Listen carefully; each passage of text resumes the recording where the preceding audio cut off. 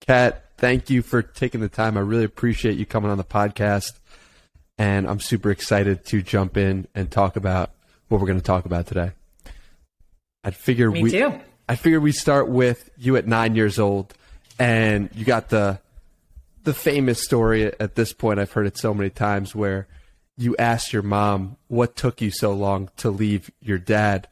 And you could maybe give some context for that story. And also, I'm really curious when you believe you first realized that it was time to go. Yeah, so the short version of the story is that my dad was an alcoholic. I'm the oldest of three girls, so I have two younger sisters. And my mom came to me when I was 9 with the eventual decision that we would be moving out and leaving my dad. And my response was, what took you so long? And the point of the story that's often deeply explored, and that translates to business, is that people who are closest to the action know what the right thing to do is long before the leader finally makes a call. And for me, I mean, I don't remember. I was so young, I don't remember the first time I knew it was bad, but I knew it was bad. I was in car accidents with my dad. He was never home. My mom was sad all the time. I saw he and his friends being drunk. It's not hard to tell that that's not positive, good, or normal. So it was years prior to that.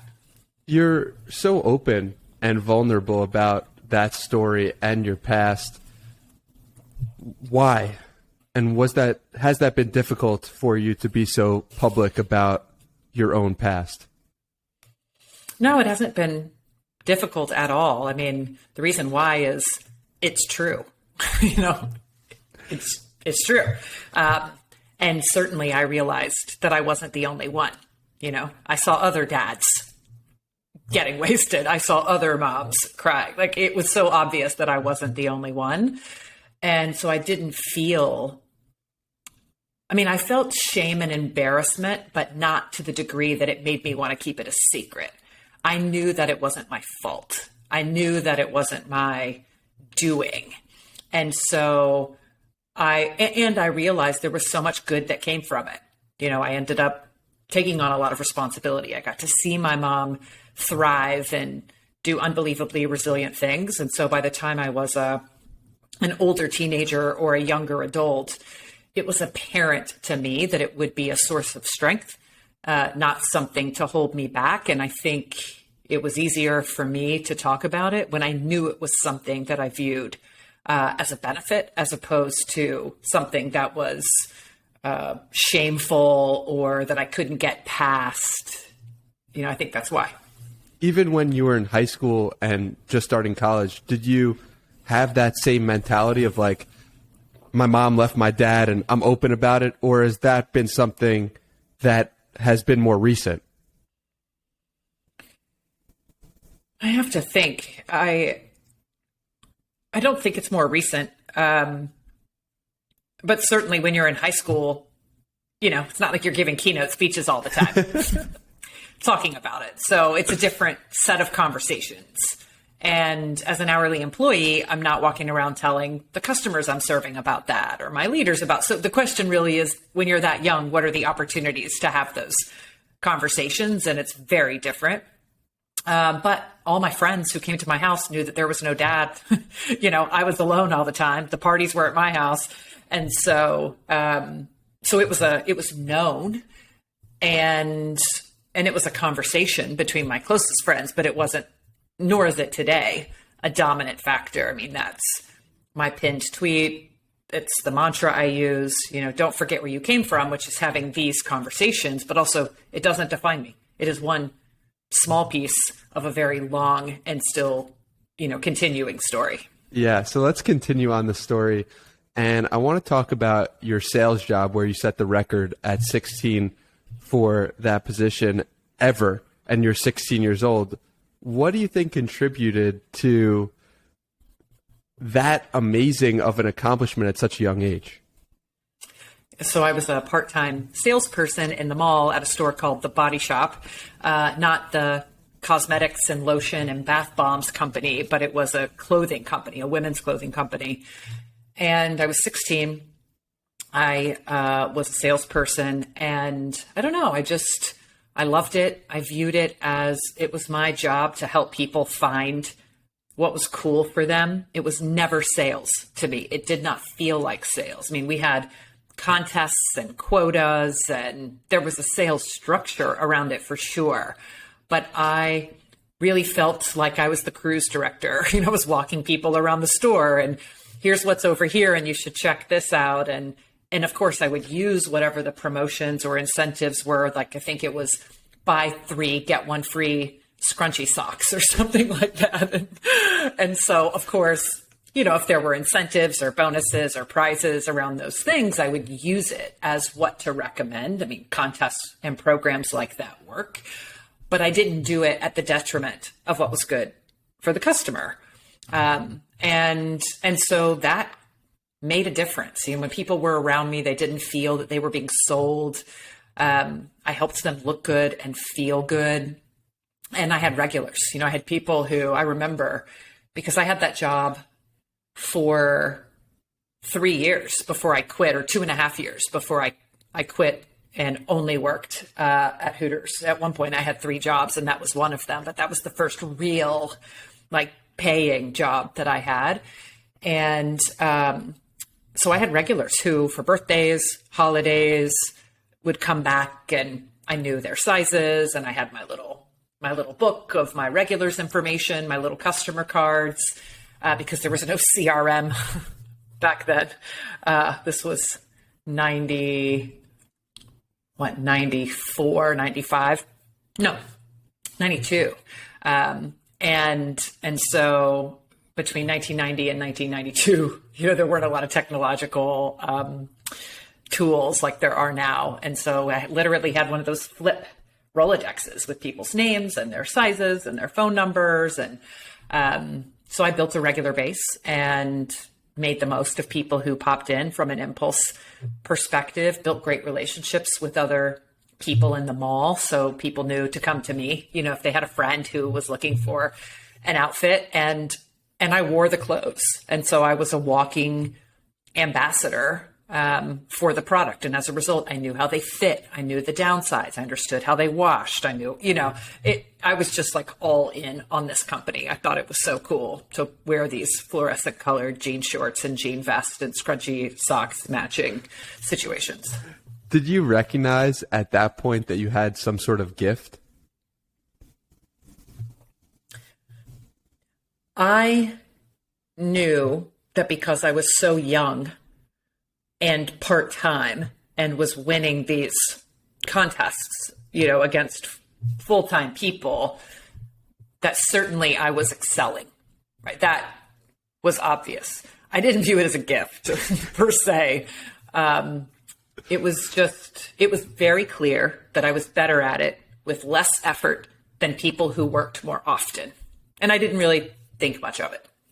And what did your friends say at this time while you're making the more money than anyone else working there, even full-time? And did you tell them about that? Not really. I mean, they were hostesses in restaurants. I mean, we were at that point lower middle class or middle class people. All the kids had a job. Everyone was working some hourly gig somewhere. So that wasn't unusual. But I was certainly making more than most from the get-go. And I think the way it showed up is I just bought a lot of things for people. Like when we would go out, I would be so happy to buy everybody's milkshake, or I would be so happy to pick up an extra CD for a friend, or whatever it was. So I was very generous because I made more than the average teenager, and I did not at that time have a really great mindset around saving and investing and, all these things that are so important now. So I was living large as a 16-year-old. When did that change begin to occur, when you started to have a better mindset around saving and investing and money in general? Way later than it should have, given how much money I was making so early. I mean, I made a ton of money as a teenager, relatively speaking, right? I was the top salesperson as a 16-year-old. I worked at Hooters as a waitress, and I set the record for close open. So I was working a ton of hours at a restaurant that has higher than average tips for casual dining. So even then, if I had had some education, it almost makes me nauseous thinking about what that could have turned into if I had had a better mindset around investing. And then even when I became a salaried employee at the age of 20, that 20 to 22 was a really hard time for me financially. And I learned lessons the hard way because as a waitress, I was making between $35,000 and $45,000 a year. Like part-time some weeks, full-time other weeks, and then 80 hours a week other weeks. That's a lot of money for that age back then. And, I was so used to, if I want more money, I can work more shifts, right? More work, more money. Want more money? Work more. Pick up a shift. Somebody always wants to go home. There was always someone who was like, oh, you want to take over my shift? Great. And I was just so willing to work. And so on one hand, that created a mindset of abundance, right? I didn't feel scarcity. I wasn't worried about money ever, even though I came from a very poor background. But what it didn't develop was a savings mindset, an investing mindset, because I just was like, work is the money tree. And then when I took the corporate job at the age of 20, there was no more cash. There were no more shifts. And it was a paycheck with taxes taken out. And so I took almost a 50% pay cut pre-tax and then paychecks, not cash. And so here I was making, call it 38, 40 grand as a waitress, cash.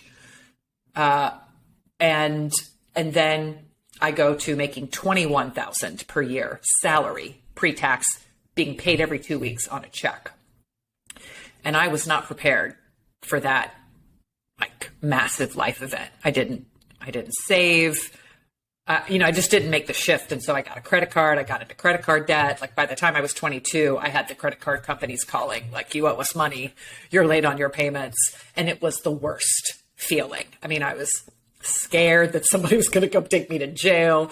I was embarrassed. It was very hard for me to navigate. And luckily I was talking about it with one of my coworkers who had also previously been a waitress who had moved up into the corporate office. And she goes, oh, same thing happened to me. Call this credit counseling service. They'll help you negotiate down your debt. They'll put you on a payment plan. They'll teach you some classes. And literally from that day, I never had debt again, ever. Not a dollar. Not credit card, not car, nothing. I owe no one anything. And that, that's changed a little bit. My husband and I have bought buildings and made commercial investments, but in terms of personal, it was such a painful lesson that I went to the extreme on, I'm not going to owe anyone money. And then as I developed more education on personal investing, on real estate investing, whether it's equities or angel investing, then I got a healthier mindset around putting money to work and really playing the game to understand cost of capital and returns on capital. And, but it took time, it took well into my mid-20s, and I had, I was a vice president of a very large company at the age of 26. I was making six figures from the time I was 24, 25 years old. And man, advice to anybody listening, if you're making that money, put it to work for you. I did fine. Everything turned out all right. But it's wild to think about the compounding benefits that I missed out on because I didn't have the education and I didn't have the sophistication. Yeah. Specifically, what would you have told that 20-year-old today, knowing everything you know now? Given what was available then, right? That was very different. 1998, 99, 2000, I would have told myself to put easily 20% of my income into index funds and just rode the, like, look at what the market has done since 2000. Oh my God. That alone, right? That simple thing would have been radical for me at that stage. And I mean, it's all good. Everything turned out great. But that's what I would have told myself. And then, of course, I would have given myself all kinds of other advice now that I know the future, like go buy these domains, go do these other things. But simply put your money in an index fund, look at what the market's done over time. And then once you get a certain amount of cash, go get somebody to help you be a bit more sophisticated. It's really interesting looking at your story because you've obviously done well financially, but it seems like you're never motivated by money. And that's an interesting way and juxtaposition, because a lot of people who want money, they go and get it. But you've said anything that tried to get me to trade off learning for cash was not an acceptable trade-off then, and it's not an acceptable trade-off for me now either. Where does that come from? It comes from, I think, the background with my dad and both sides of my family being incredibly poor and a good bit of it quite dysfunctional. And so I just wanted to be somewhere different the next day and the next day and the next day. And so that was learning, right? New experience equals learning. And now I know different for the sake of different isn't always best. But back then, anything, anywhere, any job, if it was different to me, that was like that meme, growth. It was growth. And so it was like, yes. You want me to clean the bathrooms in a different store because it's a different store? Yes. Want me to go to Australia even though I've never been on a plane to open a restaurant? Oh, of course. Why would I not do that? And so the idea of being stuck, which is the way I saw it, that anything that was not growth was being stuck in gross, stinky, life-ruining mud. And so that is why, like, the idea of having money and just being stuck in that gross, stinky, life-ruining mud. What am I going to do with all that money and gross, stinky, life-ruining mud? And it was a very easy choice for me. And I learned to live so simply that, and again, no debt, that I could make those choices. And I was fortunate that I didn't have other responsibilities, like sick parents or child responsibilities at a young age, or other things that were a financial requirement of me, which some people don't have a choice in. And I got tight with my money and expenses. I still had fun. I still did things, but I worked all the time and I loved every single bit of it. And that gave me choice, because then I didn't have to choose between paying the bills and learning, right? I was choosing between extra money and learning. And the learning eventually led to more money. And it became clear to me that these choices are a long game. It's not always a short game. I mean, I was promoted every 18 to 24 months when I was at Hooters, but I barely got a pay raise across a good bit of that time. Once I hit the six figures, it sounds impressive, but the six figures didn't change very much over a course of certain years, because it was just the way of the company. But I took on a ton more responsibility and had so much exposure and things that I still draw on today as lessons in leadership, that, a more sophisticated company would have paid me a little more, but I would have had nowhere near the exposure and the expertise and the experiences and the learning that actually set me up to be a president of a global company by the time I was 31. So it all kind of caught up in the end. And then the money really started to come. Did you know at that time what made you so confident to go into a new role with the same level of pay, basically, or a little bit more, and just having way more responsibilities? Why were you so willing to do that? Whereas I feel like a lot of people would be less inclined to that. You're not going to pay me as much. I'm just going to go over here. I'm sure it was a mixed bag. It was probably a little bit of the reality was I was very young. And so that phrase you just used, well, if you don't pay me more, I'm going to go over here. Over where? Like who else would keep me as a vice president at 26, having only worked at Hooters, and pay me more?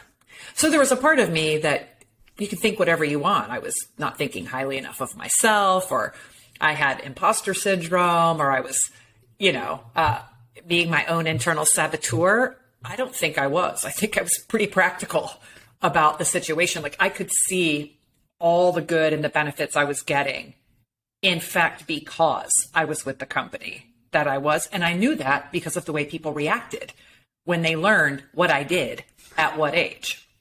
And so, there was a part of me that was like, I just need to stay here and like keep getting to do all this crazy, amazing stuff, because until I get to a certain point, either of age or title or, experience, this ain't happening anywhere else. And so that was part of it. The other part was I loved it. I love the company. I love the people. I love the variety. It was privately held, fully vertically integrated practically. And so the amount of variety that I had access to, from airlines to food and beverage to franchising, hospitality, supply chain, merchandising, sports marketing, all of that was under one umbrella. So again, you can pay me a little more and stick me in a more traditional company, but I will grow mildew. I'll just again, stinky, life-altering, horrible mud. And so that's why. Yeah, it makes sense. And it changed often enough, to keep me super engaged. That business was moving so fast. I never had time to pause and think, I should be making a little more. I couldn't even keep up with what we had to do and where we had to go. And because I lived very simply, it wasn't an issue. Now, that doesn't mean that when I look back, I don't see opportunities where I could have advocated for myself and gotten like $5,000 more here, or 10 grand more. Of course, I could have done that. And yes, I recommend it for people. But the reality is that business was exploding. I was growing. Our teams were growing. We had a crisis du jour and an opportunity du jour, almost every day. And there just wasn't the time or the space to think about those things. A phrase you often use is, I was growing and the company was growing. I've noticed you say that in almost every interview. What specifically about the growth were you going under? What was growing inside of you at that time? Well, when I use that phrase, what I mean is, often people ask about my career trajectory and say, how and why you, and what's the secret? And my response is there are several drivers, but one of them is a high growth company because, and this is part of the answer to your question, because in a high growth company, there are more opportunities often than there are people to fill them. And certainly a company doesn't want to or typically need to fill all those roles from the outside. And in fact, there are benefits to having people from within the company matriculate and move up. Now, not everyone should move up. Not everyone can move up, which is why you also incorporate external hires. But growing companies typically produce disproportionate opportunities for those who are already there. And they are opportunities that you would probably not get if you left the company because you already have credibility. You already know the business. They're willing to take a chance on you for a new level or a new role. And that's what I mean by, as the company grew, I grew, right? They needed leaders. I kept filling that space. As there was more space around me, I filled the space, and then the space got bigger, and then I filled the space, and it was a different space, and like water, I just filled the space. Was it weird when you are peers with someone, and then all of a sudden you're responsible for managing them? Was that difficult or odd in any respect, and how did you get over that? For most people, it is a very weird and uncomfortable situation. It happened to me so often, I got pretty comfortable with it very quickly. And I think at first I was so naive that it didn't feel weird. It should have felt weird, but it didn't. I was like, of course I'm in charge. I'm doing great. But then I was very quickly met with the criticism of my peers who would say, well, you can't tell me to do that perfectly because you didn't do it perfectly. And so I was instantly confronted with my own imperfections. And then I had to decide, how am I going to handle this? Am I going to go, yeah, girl, you're right. It's all good. Like, let's just leave this place a mess and get out of here and go have a cocktail. Or was I going to fill the responsibility of the job, which is to lead and manage and hold people accountable.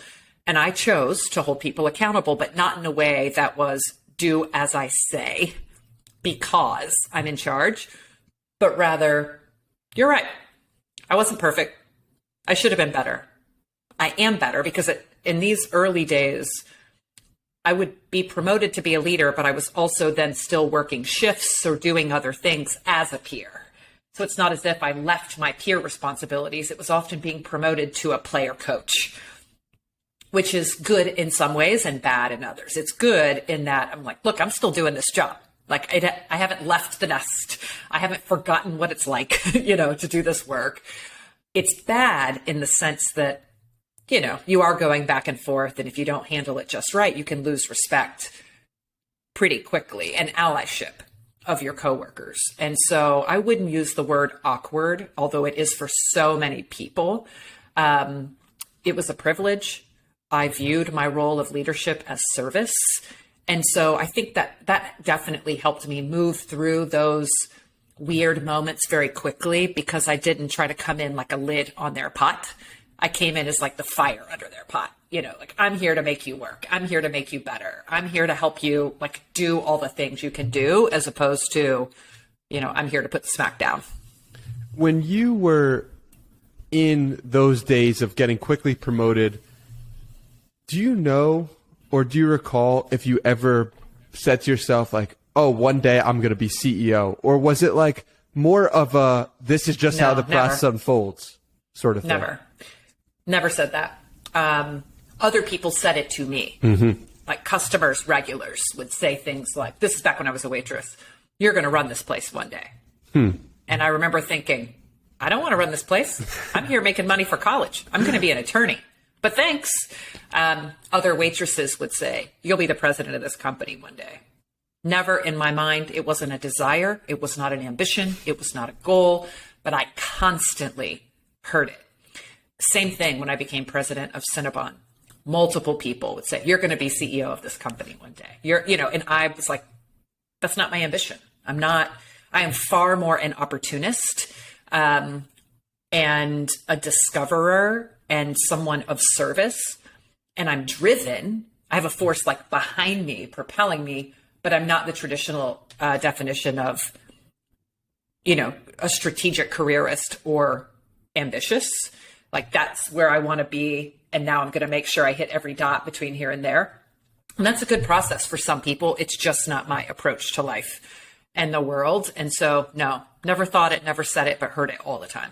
What do you think in the early days, specifically at Hooters, what do you think they saw in you that made them say that? I can look back now and see that they saw that I had an ownership mentality. I always had an ownership mentality. If there was something on the floor, I picked it up. If another table needed something, I took care of it. If there was something going on with, something that was air quotes, not my job, I still viewed it as my job. I never said it's not my job. Ever. Ever, ever, ever, ever. And you typically only see that in like a founder, CEO, someone who feels a sense of responsibility for every tiny piece of the business, regardless of their ability to influence it immediately or not.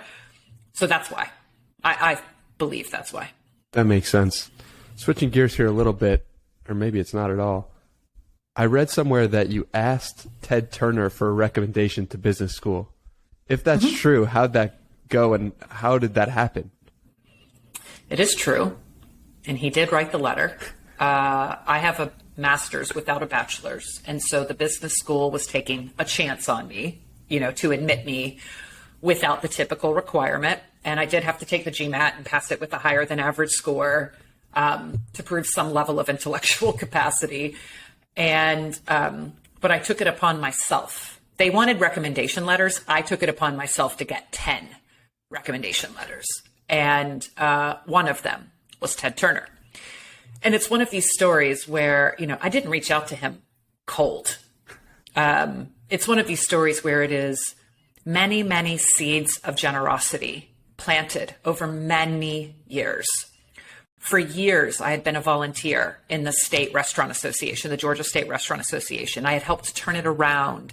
I was the chair of the board of directors when I was 26 years old. This was 3 years before I would make this ask of him. And he, through Ted's Montana Grill, is a Georgia restaurateur. And so he cared very much about the industry advocacy. And he was really well aware of the work that I had done in the industry. I had held fundraisers for political action committees at his home.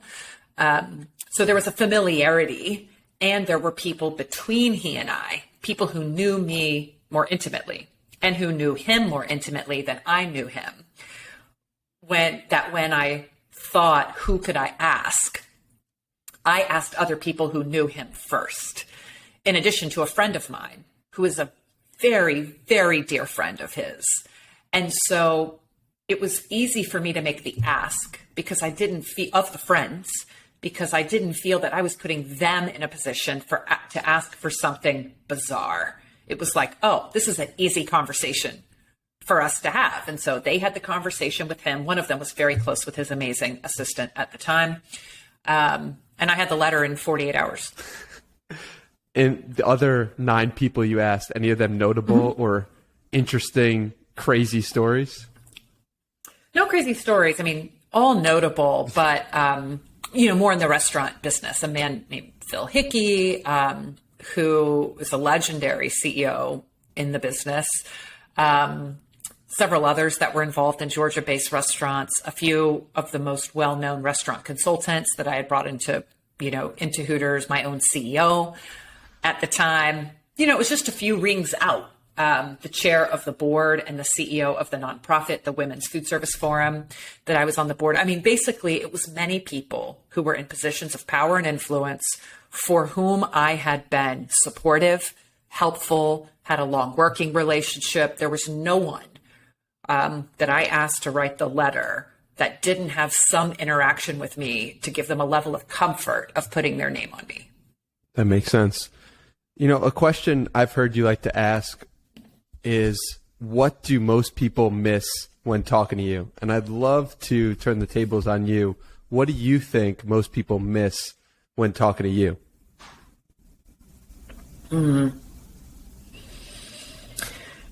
That's a great question. I mean, over time, I've talked to so many people with very different perspectives. It just depends on the length of the conversation. Sometimes there's just not time to get into the nooks and crannies of experience. And other times people have a very particular audience type who prefers to learn more about brand versus leadership versus women versus investing. I have all these different parts of me, and certainly audiences and podcasts have a focus. What probably doesn't get talked about enough, it's not that people miss it, it's just it deserves a lot more airtime because it is a constant need of leaders, is managing change. Just like, what was going on? What was hard about it? What conversations did you have? Where did you screw it up? I mean, the more I have the opportunity to tell those stories, different ones, not the same ones that people love to hear that get sort of repeated over time. But when I do my keynotes, when I have advisory calls with the people I advise in high growth companies, I go deep in these experiences that allow them to take out their own lessons. I don't tell people what to do, especially if I'm advising or speaking, but rather, here's what I did. Here's my experience. This is what I learned. And here are the many things I believe that means for the way things work today. And then people take out of it what they need. But just this, I was constantly managing pretty radical transformation. And I mean, the CEO died at Hooters, and all of a sudden his son is there taking over. And then half of the executive team is gone, and I'm left there managing it. And we decided to launch an airline, which was a really bad idea. And so I'm a part of the executive team when that happened. And then we shut down the airline, and then we have to sell the company. And then we decide to add liquor to the company. And believe it or not, a lot of people don't know Hooters was only beer and wine for, 20 years. And so adding a bar, like a proper bar, was a major undertaking.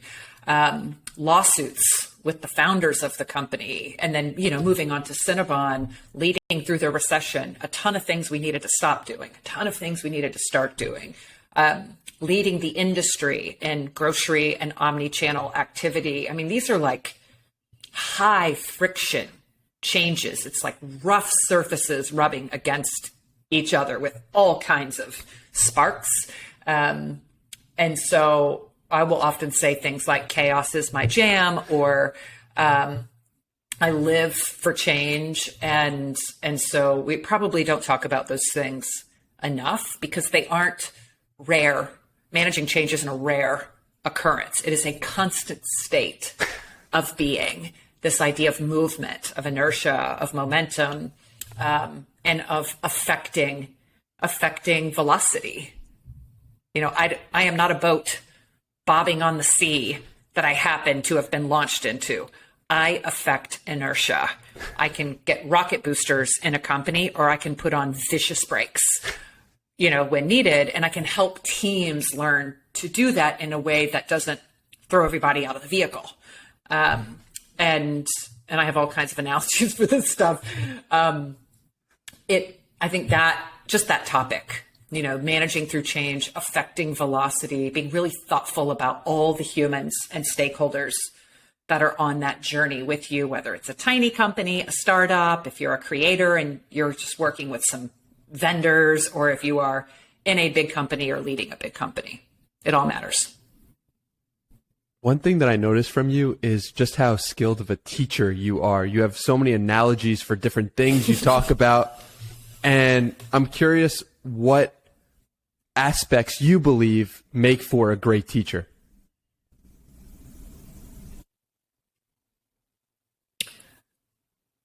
I think empathy. Teaching isn't about getting information out. It's about getting through. And if you really want to get through, that requires some level of appreciation and understanding of the listener or student or whatever you want to call it, of their perspective, and being really thoughtful about that. I know some people who fancy themselves teachers who go so fast and are so focused on just getting information out that they leave everyone behind.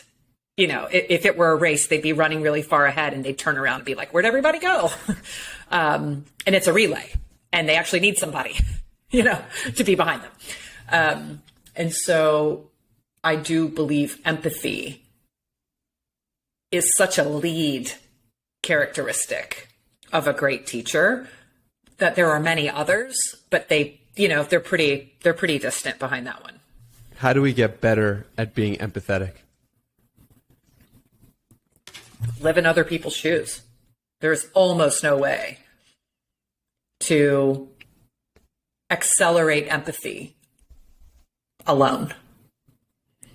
You can only imagine people's perspectives and experiences so accurately. You can only envision their view to a certain degree.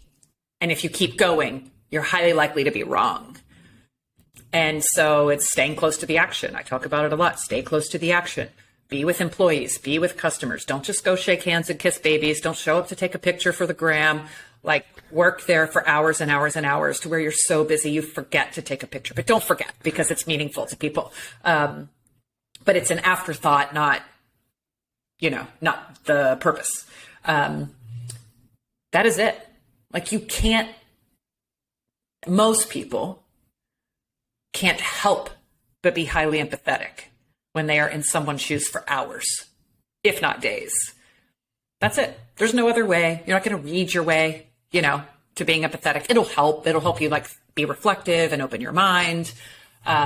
Certainly when I think about all the books by Adam Grant, who I'm such a fan of, especially the most recent one, Think Again, like those type of books will help open minds, and change hearts. But then the way to make the most of that is to walk a mile in their shoes and then decide what can you do with that empathy? To what degree does what you've learned have an implication on what you do or how you do what you do? Sometimes it doesn't. It's just, I now understand what it is like from their perspective. And I may not change what I do, but I may enhance how I communicate about what I do.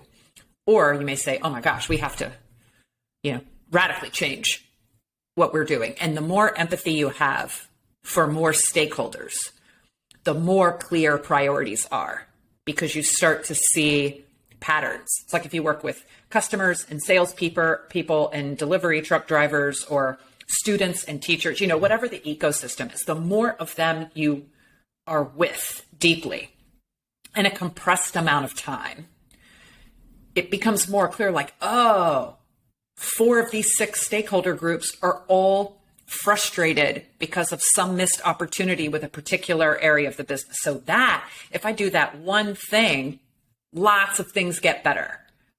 Or you start to see a pattern like dots that have lines between them where they would just look like an individual dot and you would notice. But if you work with them and you talk to them and you ask them the same questions, and I have my 3 questions, what should we stop doing? What should we start doing? What would you do if you were me? And I ask them in different ways depending on the business, but ask everybody, customers, drivers, janitors, whatever, product people, engineering. And then you find patterns. You're like looking for the constellation that is coming out and screaming at you with the bright, it's a bunch of stars in the sky, but all of a sudden it's like, doo, doo, doo. Oh, that's a bear. We should launch a bear. And so that empathy is not as helpful as it should be without action, which is why I always talk about ask, answer, act, ask, answer, act. Like but you've got to be with people to have someone to ask. And then you've got to be open to the answers that they'll give you, or be vulnerable enough to answer what they ask you, and then act on the patterns.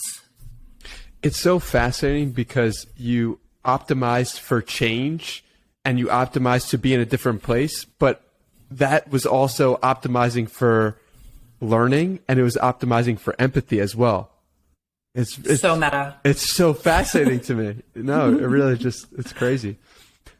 So I'd love to talk about your mom starting her own State Farm agency at age 60. Mm-hmm. How did that inspire you?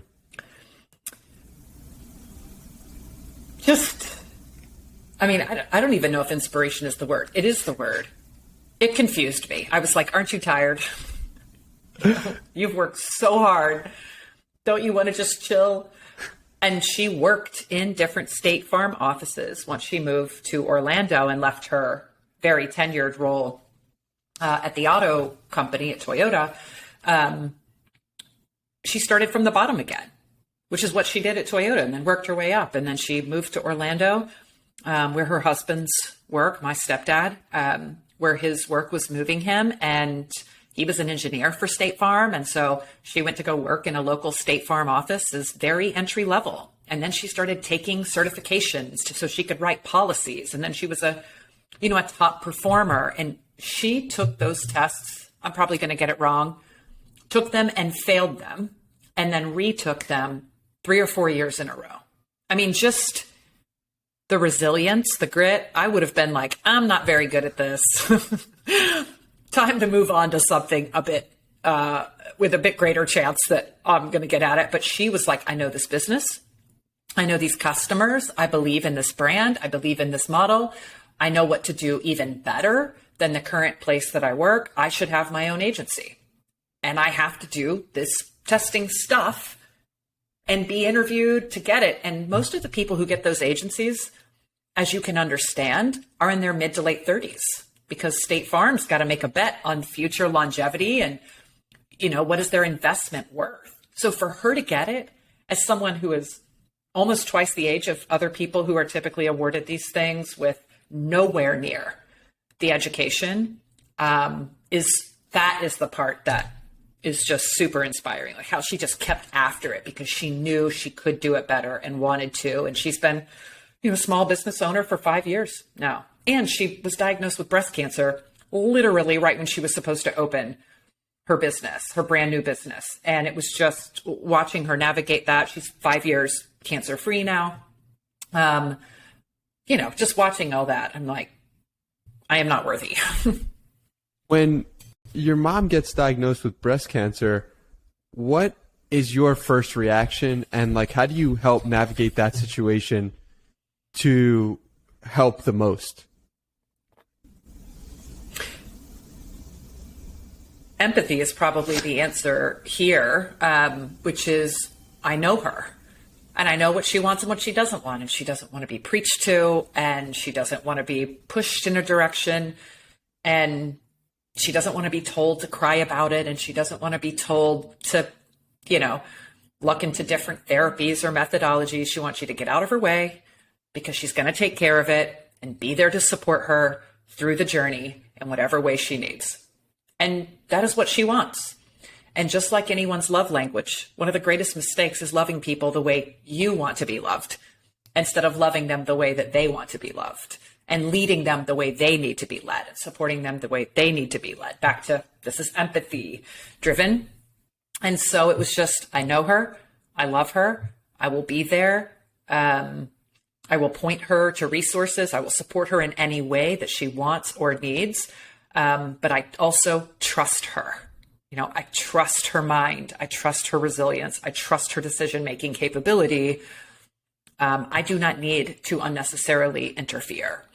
And she was amazing. And I needed to offer more aggressively my presence and support, because that may have felt like a big ask for her, as I was, really busy in my own right with a new baby at home. So that was one thing I knew I needed to do, like say, I will be there. I will buy the flight. Nope, it's no problem. Even if it was a challenge for me, it's no problem. I'll be there. I have 2 other sisters, but they didn't have as much flexibility, even though they were closer to her. And so it was just, knowing her and supporting her in the way she wanted and needed to be supported, not in the way I would want someone to support me. That's beautiful.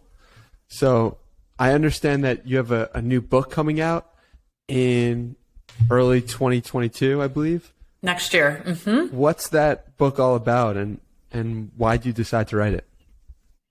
It is about humble confidence. That's not the title. We have a few other working titles, but it is this framework of ask, answer, and act your way through life, through change, for growth, in order to constantly evolve and level up for yourself, your family, your team, or your business. And I am writing it because I have been writing it for a few years. And it's essentially a summary of the leadership lessons I've been sharing in my keynotes for a decade.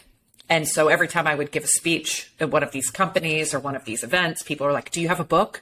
And most speakers, they're an author first, and then they go speak. And so every speaker has a book. And I was one of the only ones that was out there sharing all these lessons from the heart. And then when people say, do you have a book? I'm like, no. So now I have a newsletter on Substack called Checking In. And I have this book that will be coming out. And I'm a bit more active now on social platforms like Clubhouse and Instagram and Twitter, and am doing my part to capture those lessons, memorialize them, and share them in different mediums. But certainly putting it in a book will be a helpful place to have many of them archived. And a book format is one for deeper dives. And you can only cover so much horizontal ground in a keynote speech or in an IG Live or even in a podcast. Well, I'm excited to check that book out for sure, and I'll be reading it. Where can people find you further to connect? Instagram and Twitter, I'm CatColeATL. LinkedIn, I'm still very active there. Clubhouse, I'm at Cat on Clubhouse, and my newsletter, Checking In on Substack. Awesome. All linked below. Thank you for your time, Kat. I really appreciate it. Yeah, my pleasure.